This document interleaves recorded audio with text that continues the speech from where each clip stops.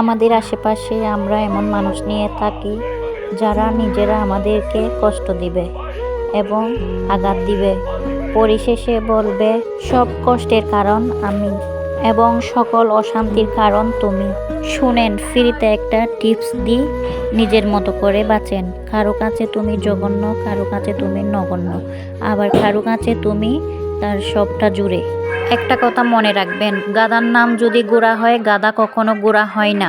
ঠিক তেমনি অন্য কারো জাজমেন্টে আপনার কোনো মূল্য কমবে না। আলুর ব্যাপারে কখনো সোনা চিনবে না। কারো কাছে তুমি নেকা, আবার কারো কাছে তুমি বোকা, আবার কারো কাছে তুমি অহংকারী, কিন্তু এর মধ্যে কোনোটা কিন্তু তুমি নয়। কোনো দুশ্চিন্তা চারিদিক থেকে ঘিরে ধরলে একটা সময় মনের পুরোটাই দখল করে নেয়।